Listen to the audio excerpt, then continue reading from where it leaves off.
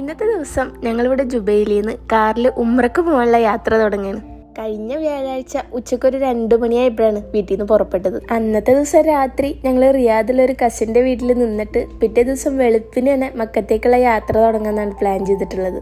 ഇവിടെ ജുബൈലിൽ നിന്ന് ഏകദേശം ഒരു 4-5 മണിക്കൂറാണ് റിയാദ് എത്താനുള്ള ദൂരം. പിന്നെ നമ്മൾ കാറൊക്കെ നിർത്തി ഇടയ്ക്കൊന്ന് റെസ്റ്റ് ചെയ്തിട്ടൊക്കെ പോകുന്നതുകൊണ്ട് സമയം കുറച്ചും കൂടി കൂടുതലെടുക്കും അവിടെ എത്താൻ.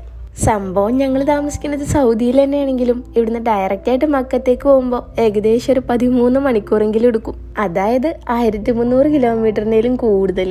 അതുകൊണ്ട് തന്നെ ഇതുപോലെ കാറിനൊക്കെ പോവുകയാണെങ്കിൽ ഇടയ്ക്ക് എവിടെയെങ്കിലും സ്റ്റേ ചെയ്ത് പിറ്റേ ദിവസം വെളുപ്പിന് എണീറ്റ് പോണതായിരിക്കും കൂടുതൽ നല്ലത്. റിയാദിലേക്കുള്ള യാത്ര തുടങ്ങി ഒരു പകുതി ദൂരമായപ്പോഴേക്കും എല്ലാവർക്കും ചായയും സ്നാക്സ് ഒക്കെ കഴിക്കാനുള്ള വിശപ്പായി. പിന്നെ ഒരു പമ്പിൽ നിർത്തി അവിടുന്ന് ഷവർമയും ചായയും വാങ്ങിച്ച് ഒന്ന് റിഫ്രഷ് ആയിട്ട് അടുത്ത യാത്ര തുടങ്ങി. റിയാദ് എത്താൻ ഇനിയുണ്ട് 2.5 മണിക്കൂർ ബാക്കി.